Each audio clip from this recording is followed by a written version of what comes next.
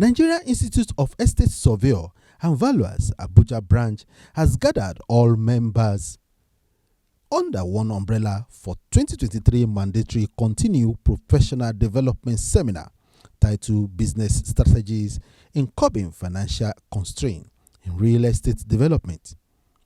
Speaker at the seminar, Builder Adetunji Adeniran, Registrar, Council of Registered Builder of Nigeria, charges estate surveyor to be more aware financially, seek collaborations, and to be focused to all ethical of the profession.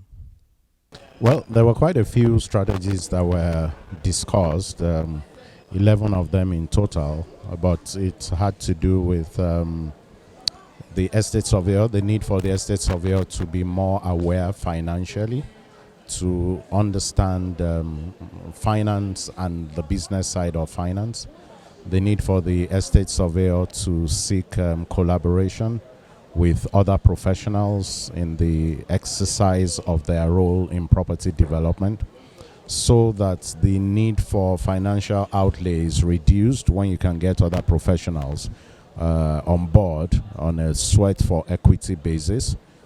Talking about one of the models of using other people's money that was discussed. The need for surveyors also to focus at this time. We're in a volatile, uncertain, chaotic environment, and we talked about the need for them to remain focused and deepen their market share in places where they are conversant and where they have established some traction in their business.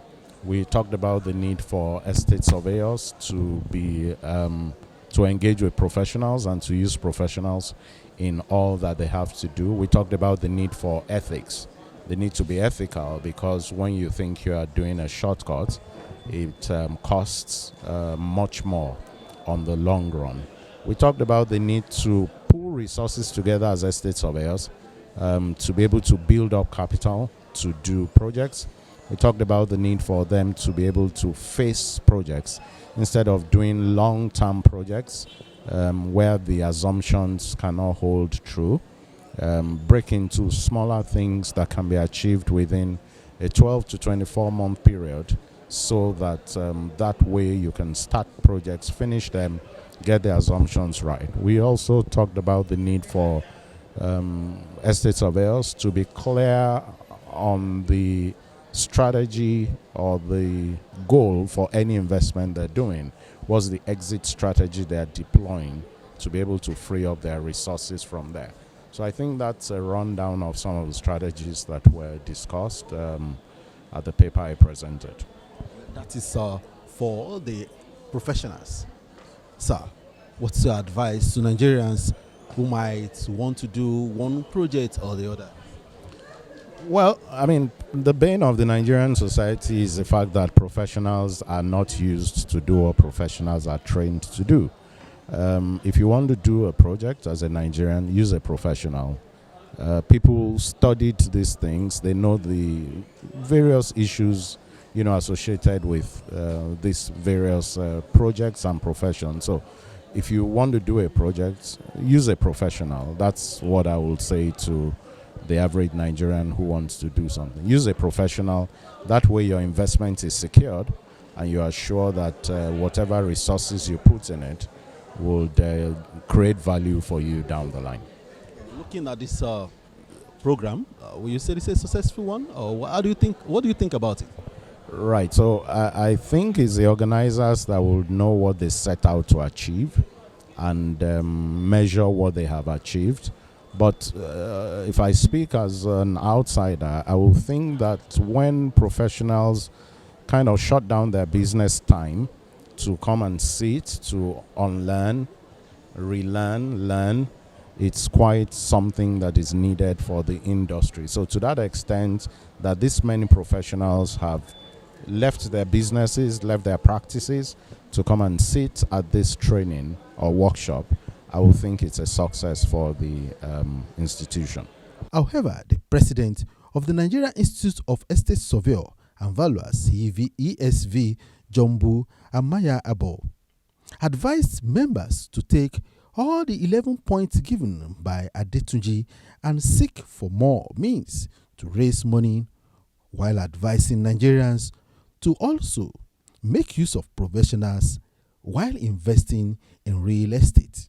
Keynote, the lead speaker, delved seriously into the topic or the theme, and he gave us 11 strategies, very practical.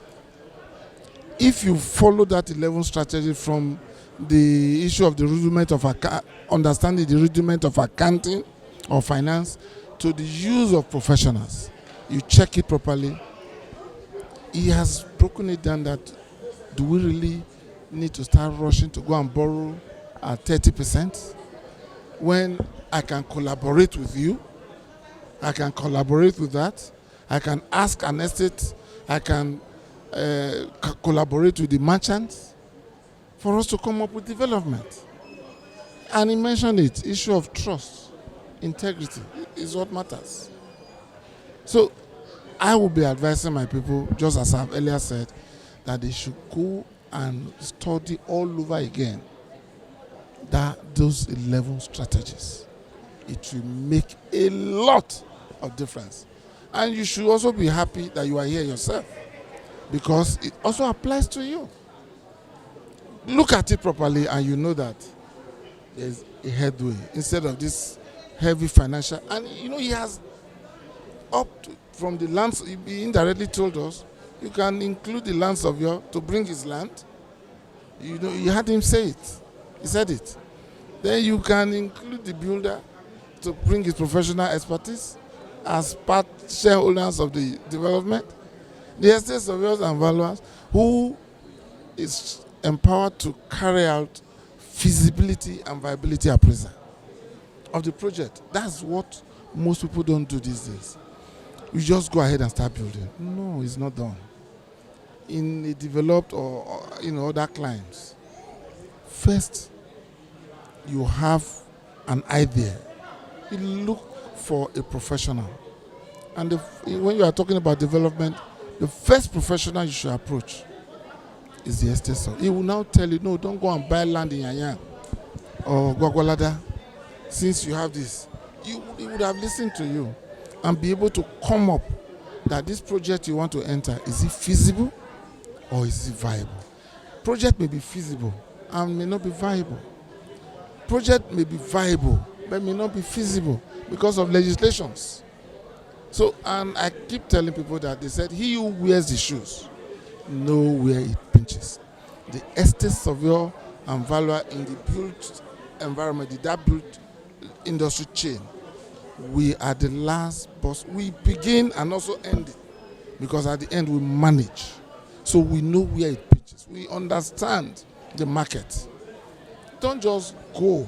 Even if you are not building for investment, I will be able to tell you, because it's just a matter of time. For instance, if I built in Gwarimpa, I won't go and build a gigantic structure because I want to stay, a palace, a castle. Tomorrow I might decide to move to Maitama. So when you move to Maitama, who will be able to buy that structure you have just left? So people make a lot of mistakes. So in summary, we have very quality speakers and panelists.